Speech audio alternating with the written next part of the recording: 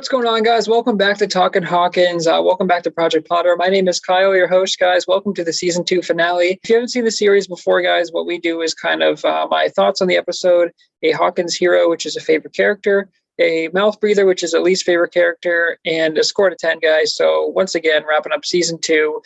Some things I really liked about this episode, guys, I will say. I mean, we get a Billy versus Steve Harrington fight, which is great. And I love how Billy plays like the villain in this. He just is kind of using some of that rage that his dad used on him in this fight. And he's looking for Max. There's a great scene where he goes to the Wheeler's house and the mom is in the bathroom and she's like, Ted, can you get that? And she's like, Ted. And Ted's like fast asleep. And she's like, oh, she's like in this bath and just get out of her bath. And they're ringing the doorbell and she goes over and she opens it. And she goes, oh, hey. And he's just like, hey. Dude, it's so good. The charm of Dacre Montgomery here and Billy really is just in full effect. And is Billy gonna sleep with Mike's mom, Mike and Nancy's mom right now? It's like, it sure seems like it. Hopper and 11 head back to the facility to go close the gate, but there's like a whole bunch of Demi-Dogs there. Jonathan and Nancy go and take Will out to like the field to try and get the shadow or like exercise the shadow out of him. And they go with Joyce too, I believe. And so they're like, okay, well, you know, the host likes it cold, so they're like, we got to burn it out of him. And there's a great scene where they put all the heat next to him, and Jonathan's like, it's too much, it's too much. They show his neck, and it's like the shadow coming out, and it projects from his mouth, which is a really cool effect there. But the boys are stuck at home with Steve Harrington, and they're like, oh, they're sitting on the bench. And Steve Harrington's like, no, I got to keep you guys safe. He's like the babysitter. He's like, we're not moving. And then they're like, well, no, we need to go to the central hub and like burn it. And Steve's like, we're not doing that, dude. This is a really, really cool plan because as we see, guys, in the episode, they burn it. And that's like a big reason why all the Demi-Dogs die and they all fall. And it's like that. There's no way 11 and Hopper could have taken all those Demi-Dogs on. But that wasn't the plan. The plan was just for Hopper and 11 to go there and just figure it out. And then the boys were going to stay home. What's weird is that they couldn't burn the pit before because every time they did burn the pit, it would hurt Will. And that's why they had the discussion where they're like, if we burn the pit, Will's going to die. And so that's why they haven't been burning the pit. And so it's just weird to me that the boys are like, oh, we can just set this on fire and that will help. But it's like, it would have been cool if they were like, hey, the shadow is out of Will first, because Hopper tells Jonathan, like, you call me the second that thing's out of him. And I'm like, that makes sense. But then they don't tell that to the boys. And so the boys are just like, let's just burn it. And I'm like, dude, you're going to kill your friend. So that was weird to me. And I thought a little messy, and I'm surprised that they went with that story. But there's a cool scene where, you know, they go down the pit and all the Demi-Dogs are coming after them, and they set everything on fire. And then the Demi-Dogs are chasing after them. And then they go to leave. Dustin gets squirted with that thing where he's like, oh my God. And they're like, are you okay? And he's like, oh, I'm fine. And so apparently that thing that squirts at you, like the liquid, it just doesn't do anything. And we know Hopper got sprayed with it too, but he got contaminated or he went into quarantine. So that was weird, but apparently that does nothing. And I was like, I don't know why that was in there. It was kind of like a fake scare, but that's all really cool. The Demi-Dogs all run past them and they're going to the building there. But it turns out that, you know, they all die. Elle is able to shut the gate using her powers. There's a festering scene where he's like, 11, you have a wound and it's festering. I like this as motivation, except it wasn't really Papa that said that. It was Callie's powers that like manipulated 11.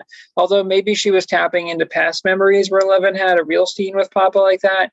I don't know, but it was weird that they used that specific scene where she's like in the place where Callie was with 11. So, but anyway, she uses the power. She goes like Super Saiyan and then closes the gate where the mind flayers like behind. It's a really cool visual. They close the gate. It's all good. And we think everything's good to go. I mentioned, guys, the Steve Harrington Billy fight is awesome, but Billy like beats the shit out of Steve. Max actually stabs him with the syringe, which is like what they use to put down Will. And Billy's like so strong that he like stands up for him and he's like, what is this? And Steve is so badly injured that he can't drive his car, which is weird because he has like Max drive and he's like telling her to step on the pedals and stuff. And it's like a terrifying drive and they get there.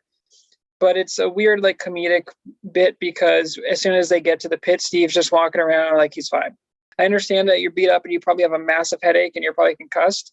Maybe they didn't want him driving because he's concussed. I don't know. But it just seemed that like, you should probably, in a life or death situation, which is pretty much what this was, You would probably have the concussed adult drive that knows how to drive a car instead of the kids. But anyway, guys, that was just like a fun little scene. They have Snowball at the end, which is just a perfect sequence, guys. It's so good.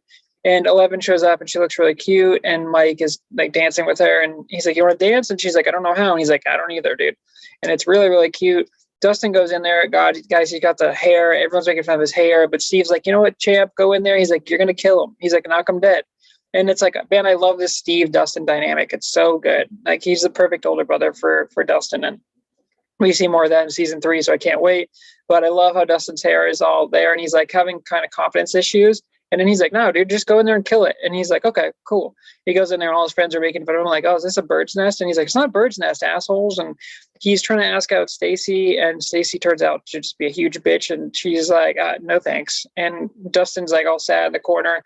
And then Nancy comes over and does the sweetest thing. And she's like, "Hey, you want to dance?" And she's dancing with him. And I'm like, man, Natalia Dyer, just perfection, dude. She's like, "Hey, out of all my brother's friends, you were always my favorite." And I was like, "Oh my God, that's so sweet." And then she says, like, girls this age are dumb. She's like, "Give them a few years and they're going to be all over you." And he's like, "You think so?" She's like, "I know so." And I'm like, "Oh, this is the nicest thing I've ever seen in my life, dude." So that was really sweet. And then we get a scene with Hopper and Joyce out back or in the parking lot. One of the girls asked Will to dance too. She calls him Zombie Boy, and Will should just be like, "Don't fucking call me Zombie Boy, okay? I'm more than that." So everyone gets to dance there. And then Joyce is like, "Oh, I'm giving Will space. So this is me giving him 15 feet or 50 feet or whatever she says." And then Hopper's like, "Yo, so since your boyfriend's dead, like, you trying to chill?" There's a scene, I think, in the early episodes, guys, I didn't mention, where Hopper sits down with Joyce and they have a moment where he's like, "Oh, remember when we used to fool around back in the day or whatever?" And so it's like there's a history there. So Hopper comes over and he shares a smoke and like everything's calmed down. And it's like a proud parent moment where like Will's in there and Eleven's in there. It's just this chemistry between Hopper and Joyce already. And so it's really nice. And I love how they kind of connect there. Everything seems like it's going perfectly. And then the camera pans out. It flips upside down, guys. We get Hawkins Middle School. It's in the upside down. And then the Mind Flayer is just kind of chilling above it. So it's like everything is not quite done with the Mind Flayer, and that is how the finale ends. Okay, guys, Hawkins' hero for this one, it's got to be Chief Hopper. There were a lot of good performances, but from the very beginning, guys, that I didn't mention, where Mike is like upset. He's like, "You hid 11 from us. You like, that was messed up." And he's like, "You don't understand. I did it to protect you." And Mike is like really, really upset. And it's coming from a good place because he's really into 11. And so he's like punching Hopper, and Hopper's like, "It's okay. It's okay." And he just kind of holds him, and Mike just starts breaking down crying. And it's like, Hopper's great there. He's great with 11, obviously. And he apologizes to 11 for like, keeping like lying to her or whatever.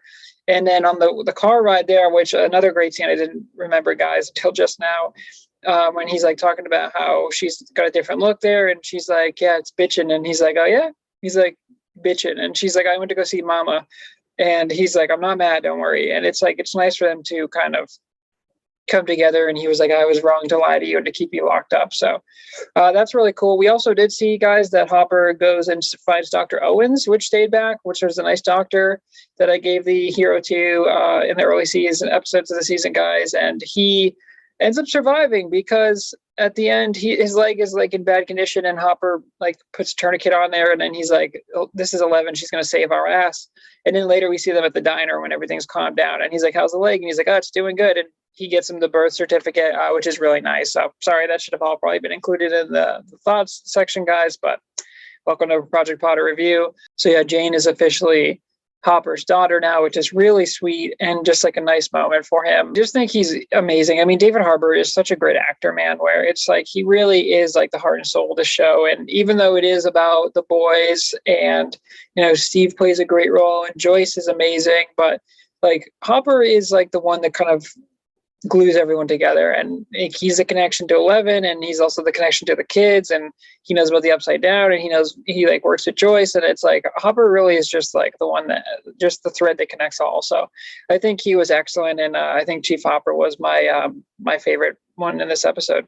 Okay, guys, my mouth breather for this one, because there weren't really any performances that stuck out as extra poor for me, I'm going to say the mouth breather is actually an element of the episode, and that is the convenience of this episode. The fact that the boys go to burn the pit and it doesn't kill Will, or they don't, like Will I don't know if the shadow leaves him like right before, but the fact that they don't consider that is strange. So they can just burn the pit, and that helps Hopper and 11, who would have been overrun with Demi-Dogs because they just didn't really have a plan. They just went there and said, "Oh, well, we have 11." And it's like, dude, it takes so much power for her to take down one Demi-Dog. Like, imagine, and then she has to close the gate, so she wouldn't have power left to do that. That's a little convenient for me. I mean, 11 tapping into her anger for Papa is a cool moment, but also like them reusing the scene that we saw with Callie was, I thought, a little too convenient. There's just a little too many like things that I'm like, oh well, that worked out a little too well. So I guess my mouth breather, it's not a particular person. It's just the fact that this episode is maybe just, although a good episode,